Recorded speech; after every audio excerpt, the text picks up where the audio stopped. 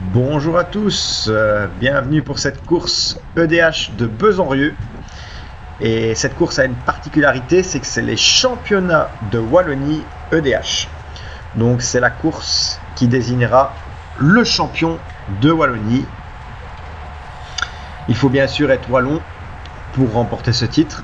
Donc mon objectif dans cette course est tout simplement de finir premier wallon de ma catégorie.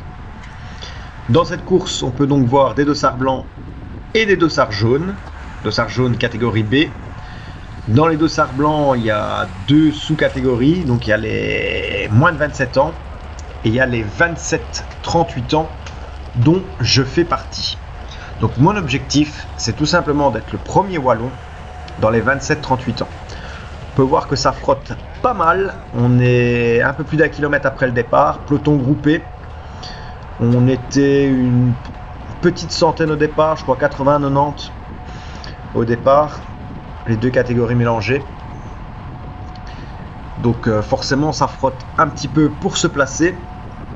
Surtout que vous allez voir, il y a quelques rétrécissements et pas mal de trous sur ce circuit. Alors ce circuit, j'ai un très bon souvenir. En effet, en 2019, j'avais gagné sur ce circuit ma première course EDH. Vous pourrez d'ailleurs retrouver cette course en description grâce à la vidéo d'Alexandre Marlier, où je mettrai le lien de sa vidéo en description. Un très bon souvenir, j'avais gagné en solitaire. Donc j'espère que ça va me porter chance et que je vais faire une bonne course sur ce circuit qui pourtant n'est pas fait pour moi. Beaucoup de trous, peu de dénivelé, il y a 2-3 faux plats, mais rien de pentu ou rien d'exceptionnel. Il faut pas mal frotter pour se placer. Bref, tout ce que je déteste. Les trous, le placement, c'est pas fait pour moi. Ici, on peut voir qu'on a plus de 60 km/h dans cette petite descente. Et là, on arrive sur la section la plus dégradée du circuit. C'est simple, vous pouvez le voir aux vibrations de la caméra. Pourtant, la GoPro a un bon mode anti-vibration, mais ça suffit pas. On est à plus de 40 km/h, 45 km/h sur cette partie très très dégradée. Il y a des trous partout, le bitume s'effrite un peu partout, il y a des fissures. Il y a des trous qui sont rebouchés, d'autres pas. Ça va d'ailleurs engendrer, pour ma part, un petit souci mécanique par la suite. Et pour d'autres coureurs, tout simplement des crevaisons qui les mettront hors course pour la victoire. Donc l'objectif en tant que wallon, c'est terminer premier wallon. L'objectif des Flamands ou des Français au départ, eux, c'est tout simplement de gagner la course. Moi, si je peux gagner la course, tant mieux, mais je vise surtout le maillot. Si je peux prendre le maillot en terminant deuxième derrière un Flamand, je signe tout de suite. Ici, on arrive sur l'endroit peut-être le plus dangereux du circuit. Le rétrécissement avec encore une fois tous les trous. Donc on peut voir que le peloton freine très fort. Ici ça relance sur cette petite route étroite où en fait il y a maximum 2 trajectoires. Tout le reste c'est des trous. Ici on sort de ce petit sous-bois. Et là on reprend enfin un bitume correct. Dans cette partie où il y a quelques virages, on est très très exposé au vent, on est en plein champ. Il n'y a qu'une ou deux maisons pour s'abriter, plus d'arbres. Donc on peut voir que le peloton accélère. Le peloton va vraiment s'étirer, ça va être une longue file indienne. Il y a plus de 50 km/h dans cette partie. On voit la file qui s'étire au loin. Je suis pas très bien placé. Je dois être en 50e, 60e position. On est un petit peu moins de 100 coureurs au départ. Donc je suis clairement dans la deuxième partie du peloton. Ici on peut voir que ça ralentit. Aux éoliennes qu'on voit au loin, on comprend qu'ici on a le vent de face. Ensuite on va reprendre le vent légèrement de la gauche. Donc forcément, qui dit vent de face dit que les premiers ne veulent pas tirer tous ceux qui sont dans les roues. Et c'est pour ça que ça freine dans cette partie-ci qui est très étroite. 3 coureurs de front maximum. Forcément, très difficile de remonter. Voilà, on voit que ça freine. On est à 30 km/h, même pas, des petits coups de frein. Ça frotte. Ça joue des épaules. Quelques petits contacts. Clairement, personne n'a envie d'emmener dans cette partie. On se rapproche des 5 km sur ce circuit qui en fait un peu plus de 7. Donc c'est quand même un circuit relativement long. Et ici on arrive peut-être dans la partie la plus dure du circuit, dans le bois. Il y a ce long faux plat, enfin long faux plat, il fait 600-700 mètres. Donc il y a ce faux plat qui est vraiment la seule partie un peu difficile de ce circuit. D'ailleurs c'est simple, ça relance. Vous pouvez voir que le bitume n'est pas top, dégradé surtout sur les côtés. Et donc ici ça relance, 3-4%. Et ça continue à monter. Mais c'est très léger, il n'y a pas de quoi faire de grosses différences.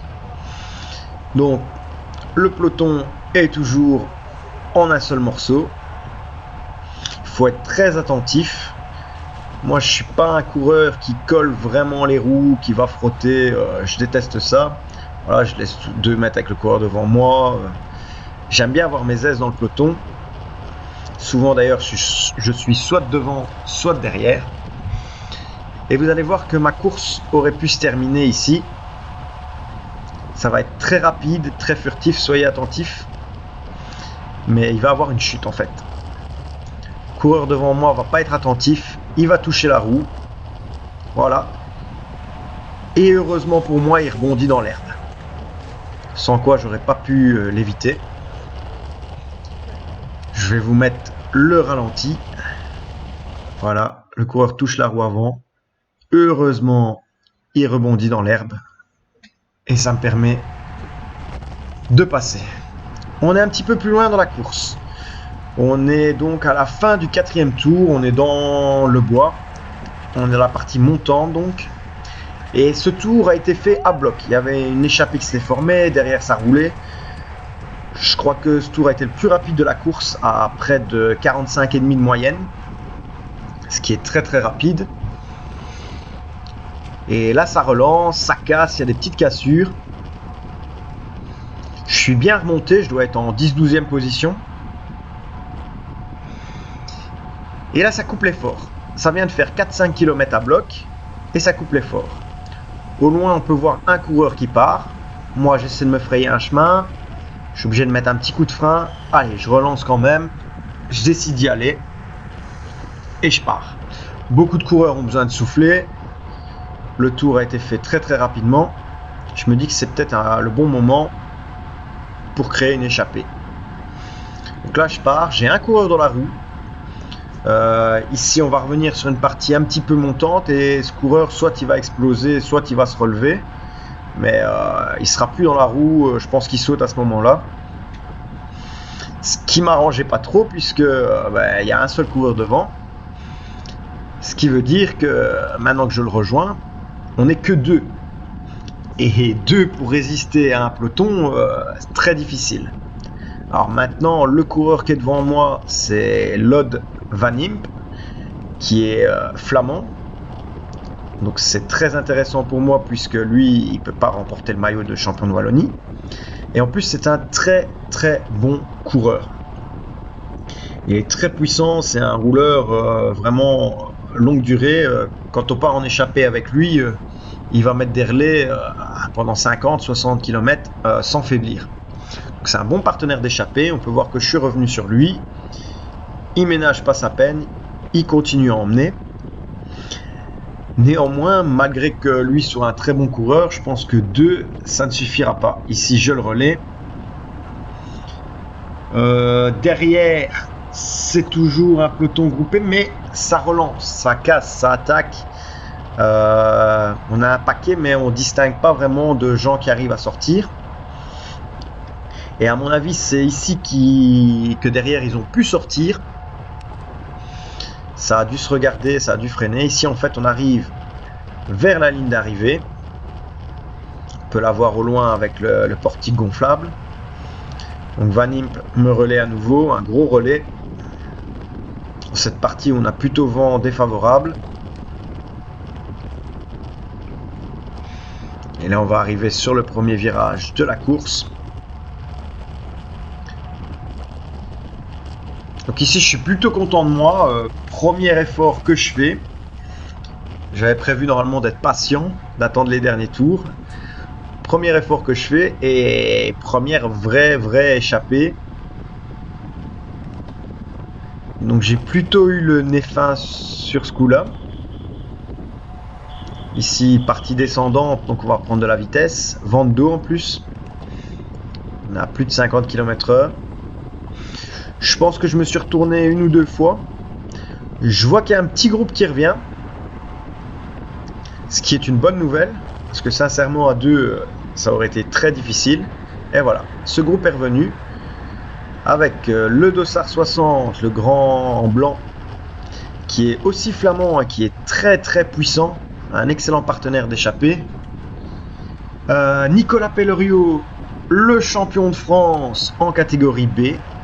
Donc comme il est en catégorie B et qu'en plus il est français, c'est pas un concurrent pour moi. Et il y a un petit jeune de la team des ascenseurs. Alors ce petit jeune, forcément, il a moins de 27 ans. Donc c'est pas non plus un concurrent pour moi. Et je crois que c'est sa première course en EDH. Donc c'est pas un licencié EDH, c'est pas un habitué de la fédération. Mais l'avantage de l'avoir, c'est que derrière, tous les gars de la team des ascenseurs vont bloquer la course. Ils sont 4 ou 5 au départ de cette course, avec des coureurs, avec d'excellents coureurs. Donc avoir un gars de la team des ascenseurs devant, ça permet à ce que les 3-4 équipiers qui sont derrière puissent faire le jeu de l'échappée et ne pas rouler et contrôler derrière. Donc c'est vraiment l'échappée parfaite. On a donc un jeune de la team des ascenseurs, on a le champion de France de la catégorie B et 2 flamands de ma catégorie. Donc c'est top du top pour moi, c'est vraiment l'échappée parfaite. On peut voir qu'on se relaie. Et en fait on va faire 2 tours, donc on avait déjà fait un tour à 45 de moyenne avec le peloton au moment où on est sorti.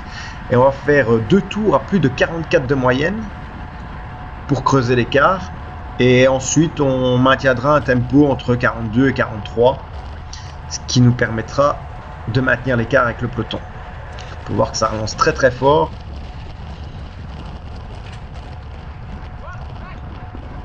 Alors ici, on est un petit peu plus loin dans la course, au 46e kilomètre, et on peut voir que l'entente est simplement parfaite. Alors, pourquoi elle est parfaite ?